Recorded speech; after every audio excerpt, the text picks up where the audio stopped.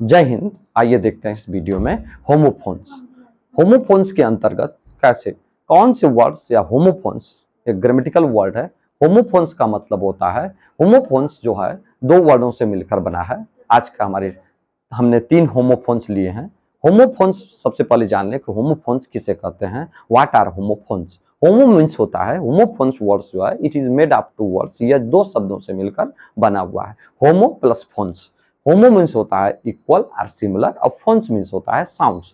तो ऐसे शब्द जिनके समान साउंड्स होते हैं या जिनके समान उच्चारण होते हैं होमोफोन्स कहलाते हैं। लेकिन ऐसे वर्ड उच्चारण तो समान रखते हैं लेकिन उनकी स्पेलिंग और उनका सेंस या मीनिंग भिन्न होते हैं। तो ऐसे वर्ड जो समान उच्चारण के होते हैं लेकिन स्पेलिंग भिन्न होती है और उनकी मीनिंग भिन्न होती है, होमोफोन्स कहलाते हैं। तो homophones are the words having same sounds or same pronunciation but they are different in meaning and different in spelling. Cast. अब हमने होमोफोन्स 3 होमोफोन्स यहाँ पर लिया है। अब इनको पहले एक वन बाय वन देख लें। Just see these words one by one. Cast, cast, cast. आप देख रहे हैं कि तीनों जो है वर्ड जो है इनके प्रोनाउंसिएशन समान है, लेकिन समान है, इसी वजह से ये होमोफोन्स हैं। और ये वर्ड जो है ऑफन हम लोगों को ये कंफ्यूज कर देते हैं। सो इनको कंफ्यूजिंग वर्ड्स के अंतर्गत भी डाला जाता है या कंफ्यूजिंग वर्ड्स भी कहते हैं। So they are these words are called confusing words as well as. तो आप देख रहे हैं पहले वाले कास्ट का, पहला वाला कास्ट CAST। कास्ट मीन्स होता है जाति। आप जानते हैं इंडिया के अंतर्गत कोई चौहान जाति का है। कास्ट मीन्स रेस या जाति, स्पेसीज भी कह सकते हैं उसको, अगर साइनोनिम्स के रूप में इसको देखा जाए तो। कास्ट के अंतर्गत आप इंडिया के अंतर्गत देखेंगे तो अगर हमारे देश में देखेंगे तो कोई यादव कास्ट का है, कोई चौहान कास्ट का है, कोई पंडित कास्ट का है, कोई सिंह कास्ट का है। तो इस तरह हमारे देश में ये लोगों का जो है ग्रुप है, लोगों का समूह है। और ये कास्ट प्रथा जो है जो आदिकाल से, बहुत प्राचीन काल से चली आ रही थी। शुरू में जो ये जाति थी, ये जो जाति थी काम के आधार पर इसका बंटवारा हुआ था कि जो काम करेगा उस कास्ट में आएगा।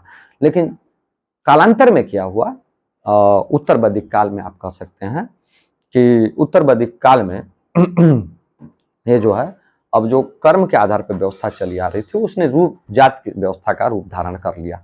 अब जो जिस जात में आता था या जो कर्म करता था वो उसी कर्म का करने वाला, या उसका एक नाम रख दिया गया कि ये गणेरिया जात का है। अगर वो भेड़ बकरी चरा तो गणेरिया जात का हो गया।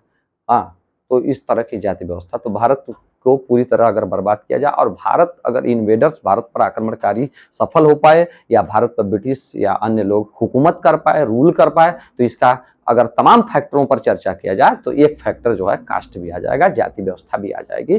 कि जाति के नाम पर लोगों पर जो टायरनी होती थी, जो मिस बिहेवियर होता था और अत्याचार होते थे, उस वजह से भी जो है भारत जो है इतने सालों तक विदेशियों द्वारा इस पर शासन किया गया, विदेशियों द्वारा लूटा पाटा गया, क्योंकि सबका सहयोग नहीं मिलता था।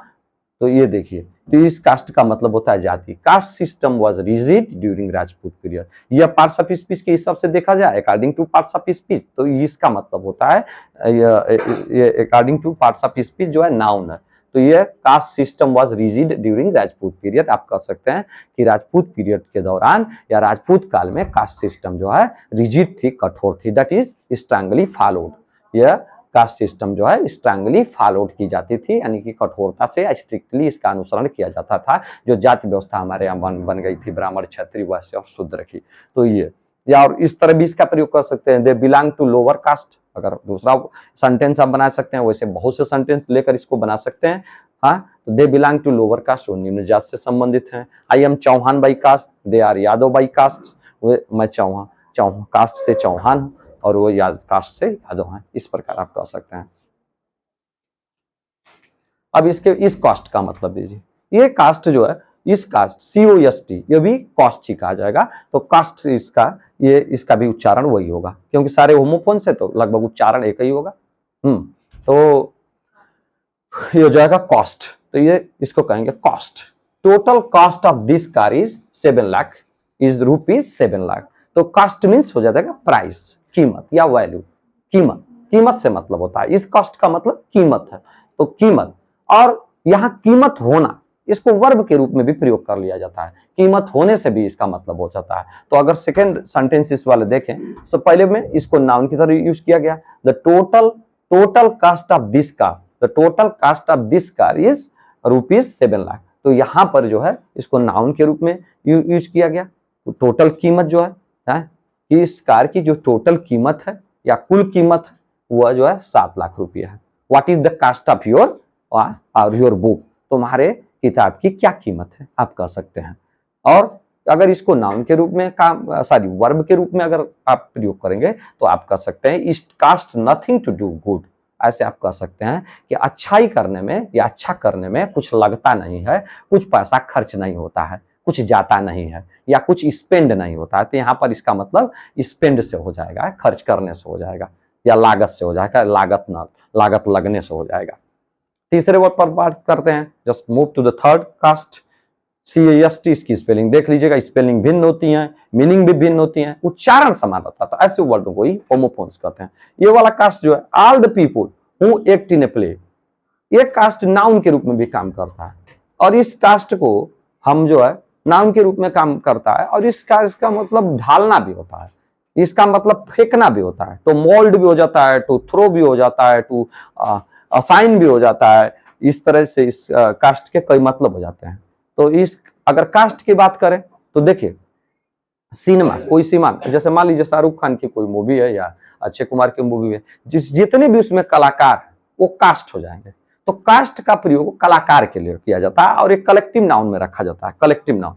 All the people who act in a play or a movie, जो हाँ एक मूवी या नाटक में काम करने वाले जितने भी लोग होते हैं उनको कास्ट कहा जाता है। तो आप इसका वाक्य में प्रयोग कर सकते हैं, Shahrukh Khan is the main cast of this movie, Shahrukh Khan is the main cast of the movie Jawan. अभी रिलीज हुई है, अभी हाल ही में रिलीज हुई है, और उसने सारे रिकॉर्ड्स को ब्रेक कर दिया, सारे रिकॉर्ड्स को एकदम कह सकते हैं कि डिस्ट्रॉय कर दिया है, ध्वस्त कर दिया है ना, जैसे बम ध्वस्त कर देता है, गोला ध्वस्त कर देता है, एटम बम की बात करें, हाइड्रोजन बम की बात करें, तो वो ध्वस्त कर दिया पूरी तरह सारे रिकॉर्डों को तोड़ते हुए ये फिल्म आगे की ओर बढ़ रही है। This film is moving further and people is interested in this film, they are going to theater, the theaters are full, और थिएटर फुल हो रहे हैं। तो आप कह सकते हैं Shahrukh Khan is the main cast of this movie. तो इस हिसाब से अगर कास्ट कलाकार के रूप में आप इसकी बात करेंगे तो ले रहे हैं कलाकार, जो भी कलाकार होते हैं एक फिल्म में, नाटक में, या फिर एक मूवी में जितने भी कलाकार होते हैं, तो उन कलाकारों के लिए भी इस कास्ट का प्रयोग होता है।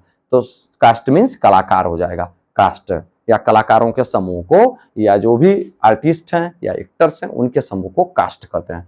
तो ये आप कह सकते हैं, वाक्य में प्रयोग कर सकते हैं, Shahrukh Khan is the main cast of this movie. इस मूवी का शाहरुख खान मुख्य कास्ट है, मुख्य कलाकार है। अब इसमें कास्ट मीन्स ढालना भी होता है, कास्ट मीन्स अगर देखें तो फेंकना भी होता है। Don't cast a stone towards me, मेरे तरफ पत्थर ना फेंको। और कास्ट का मतलब, यहां पर कास्ट का मतलब ढालने से लिया जाता है। तो ढालना का मतलब देखिए, आप जिस वातावरण में रह रहे हैं या जिस परिवेश में, इन्वायरमेंट में रह रहे हैं, आपके घर का इन्वायरमेंट क्या है, आप जानते हैं कि आपके चरित्र निर्माण में आपके घर का इन्वायरमेंट, जैसे जैसे आप बड़े होते जाएंगे, आपके स्कूल में जो इन्वायरमेंट आपको मिल रहा है, जिन लोगों के बीच में आप रह रहे हैं, उनके साथ में जो जिस इन्वायरमेंट में आप रह रहे हैं, तो वैसे वैसे आपका कैरेक्टर भी या करियर भी या कंडक्ट भी मोल्ड होता है या फिर कास्ट होता है।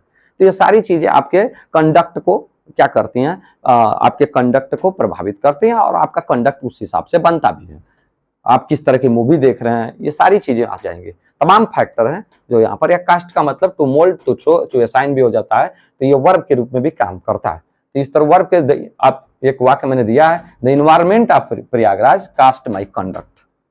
प्रयागराज का इन्वायरमेंट, प्रयागराज का जो पर्यावरण था, वो उसने मेरे कंडक्ट को, मेरे व्यवहार को, मेरे आचार को बनाया या ढाला, या मेरा व्यवहार उसी में ढाला, उसी से ढाला। तो ये आज के वीडियो के ये तीनों होमोफोन्स रहे। आगे अन्य टॉपिकों पर और होमोफोन्स या तमाम जो अंग्रेजी की चीजें उस पर चर्चा करते रहेंगे। Keep watching my channel. जय हिंद, जय भारत।